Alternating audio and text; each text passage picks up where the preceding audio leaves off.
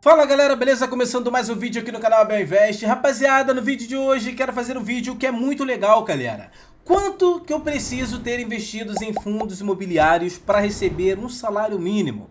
É uma pergunta que muitas pessoas fazem, afinal de contas é aquela média, né? Ou é chegar nos 100 mil, quanto que rende, ou quanto que eu preciso para receber ali um salário mínimo em fundos imobiliários. Hoje eu vou mostrar para vocês, tá? Quanto que eu precisei investir para receber o primeiro salário mínimo com fundos imobiliários. Hoje já recebo mais do que isso. A meta agora é receber 2 mil por mês.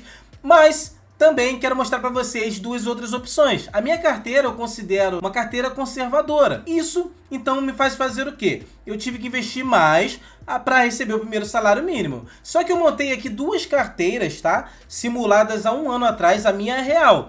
E montei duas carteiras aqui que simulam esse investimento feito há um ano atrás. Então saiu da minha ali que eu considero conservadora, uma moderada e uma mais agressiva. E você vai ver a diferença absurda de quanto que você precisa investir para receber um salário mínimo. Isso eu construí ali, cada um construiu uma carteira de fundos imobiliários, tá? Então o vídeo hoje vai ser top demais, vem comigo. Lembrando que eu sempre deixo claro, pessoal, que eu sou um investidor comum, igualzinho a você. Nada aqui é recomendação de investimento, é apenas para te motivar e te incentivar a construir também sua liberdade financeira. Para você ter uma ideia, a nossa caminhada aqui é para chegar no primeiro milhão investindo todos os meses aqui. Então eu só peço uma coisa, vem comigo, pô.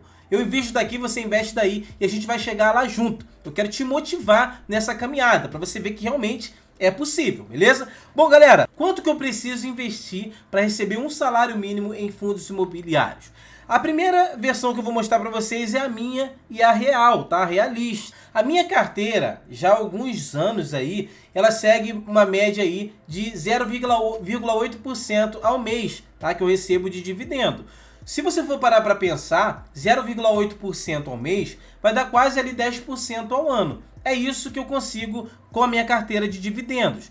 Mas como eu falei para vocês, a minha carteira é uma carteira conservadora. A minha carteira, eu tenho 37% em fundos imobiliários de papel, que são fundos de recebíveis. É fundo que você não tem um imóvel por trás, tá? É aquele fundo que empresta dinheiro, fundo de crédito, beleza? Ele compra CRI, né, que é um empréstimo que ele faz para a empresa do setor imobiliário e recebe os juros em cima. Fundo de papel, Abel, ele é mais arriscado, tem mais risco do que um fundo de tijolo. Eu não sei dizer se ele tem mais risco, pessoal. Às vezes tem fundo de papel que ele é mais seguro do que alguns tipos de fundo de tijolo e vice-versa.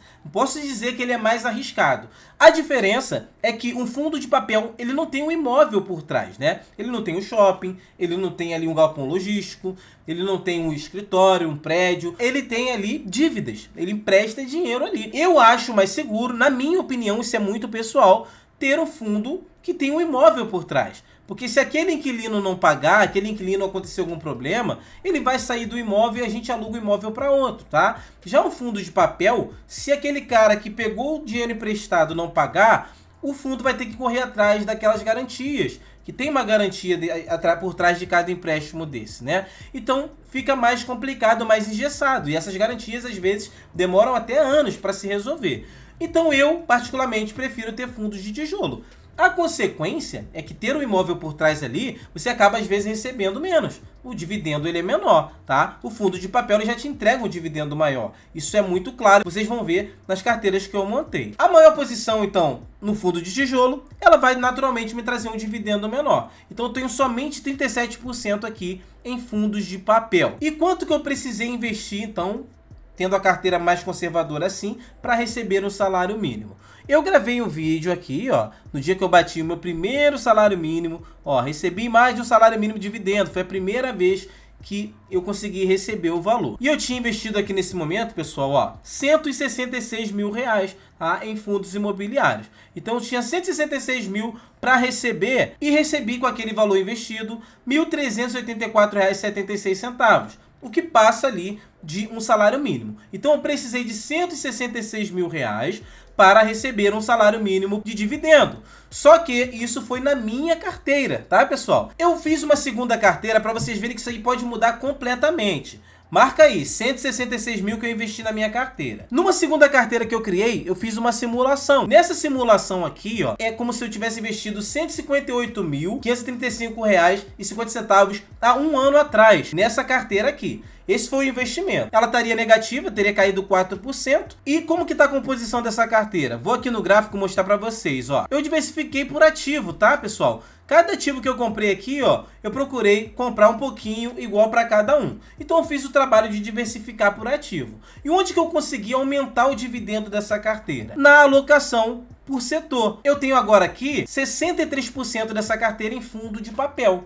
Lembra que a minha carteira lá tem 37% em fundo de papel apenas? E a maior parte em fundo de tijolo? Aqui é o contrário. Aqui eu tenho apenas 36% em fundo de tijolo e 63% em fundo de papel. É o inverso daquela minha carteira ali, beleza? Quais ativos eu escolhi para essa carteira aqui, pessoal? REC-R11, HGLG11, RBRR11, VGHF11, KNSC11, TRXF11, IRDM e XPML11. Então é uma carteira que ainda é uma carteira ali, cara, equilibrada, tá? Só que a maior posição em fundo de papel. O ponto importante é que na minha carteira lá eu consegui o faturamento de R$ 1.384,76, né? Foi a primeira vez que eu bati a meta de um salário mínimo. Só que na minha carteira eu investi 166 mil. Aqui eu investi 158, ou seja, R$ 8.000 a menos. Agora nós vamos ver os proventos que foram pagos nessa carteira. Deu uma média no ano, nesse ano aqui, ó, no último ano de 2023, de R$ 1.470, o que superou a minha carteira, a média desses dividendos. Por outro lado, você vai ver que você está muito ligado à economia. Por exemplo, em setembro e outubro agora, se eu tivesse essa carteira aqui, eu teria recebido R$ 1.280 em setembro e R$ 1.290 em outubro. O que seria isso, pessoal? A deflação. Então, se minha carteira está muito ligada ao IPCA, ela vai muito de acordo com a inflação. A inflação subiu, eu ganho mais. Inflação desceu, eu ganho menos. Mesma coisa se a minha carteira estiver muito ligada ao CDI. A Selic subiu, eu ganho mais. A Selic desceu, eu ganho menos. Então vocês vão ver aqui, ó, que janeiro foi 1.650, fevereiro 1.490, março 1.400, abril 1.580, ó, maio 1.500, junho 1.500. Julho 1.400, quase 1.500, e de agosto para cá ela veio caindo de acordo com a deflação. Essa é uma carteira de papel, você não tem aquela previsibilidade, ela vai muito de acordo ali com a economia. Mas deu uma média de R$ 1.470 com 158 mil investidos. O que você achou? Essa aqui é uma carteira moderada. E vendo a porcentagem, eu falei para vocês o que? A minha carteira rende 0,8% ao mês em média, a minha carteira. Essa segunda carteira aqui já rende 0,92%. Tá? Então quase 1% ao mês é o rendimento dessa carteira aqui, com a maior posição em fundo de papel. Agora eu quero mostrar para vocês a carteira mais agressiva, a carteira com somente fundos de papel, e fundos de papel que pagam bons dividendos, mas fundos de papel de qualidade, beleza? Lembrando que não é indicação de investimento, pessoal, tá? Qual o maior problema de você ter uma carteira 100% fundo de papel? Se você não tem nenhum outro tipo de investimento, já é um problema ali, já é mais arriscado você ter tudo 100% em fundo imobiliário. Já é mais arriscado. Agora, se você já tem tudo em fundo imobiliário e não diversifica por setor, você só está exposto aos fundos de papel, aí você está muito concentrado do concentrado, né? Então, talvez esse seria o maior problema. Só que nessa carteira aqui, ó, diferente dessa que eu investi 158 mil, para passar de um salário mínimo, eu precisei investir apenas 132 mil reais. Então foi esse o valor que saiu do meu bolso. Lembrando que aqui tem reinvestimento de dividendo também. Então não foi tudo isso que saiu do meu bolso. Mas em média, colocamos 132 mil reais aí nessa carteira. Como que está essa carteira? Vamos dar uma olhada. Aqui está a divisão dessa carteira aqui mais agressiva. Somente fundo de papel. O MXRF11 a gente considera ele híbrido ali, né? Mas é um FII de papel. Então são 8 ativos, ó. MXRF11, RBRY11, VGHF11, VGIR11, CVBI11, KNCR11, ABIT11 e IRDM11, tá? Então são 8 ativos aqui, ativos bons, tá? Ativos de qualidade, mas pagam um yield muito alto e que aumenta aumenta um pouquinho também o risco, tá? Então vamos daqui para os proventos, pessoal. Como que foi aqui? Lembrando que na minha carteira eu investi 166 mil, na segunda 158 e nessa aqui 132. Para você ter noção, a diferença dessa carteira aqui para minha carteira, que eu precisei de um salário mínimo, e para que essa carteira aqui precisou, é de 34 mil reais, pessoal. 34 mil reais de diferença dessa carteira para minha carteira. Para essa carteira aqui conseguir atingir o primeiro salário mínimo com fundo imobiliário. Tá vendo que é muito relativo? Você vai ver também que ela oscilou muito ali de acordo com a economia, pessoal. Ó, 1.360 foi o último dividendo, apesar de ser alto, caiu, né? Por causa da deflação. Tem muitos ativos aqui indexados ao IPCA,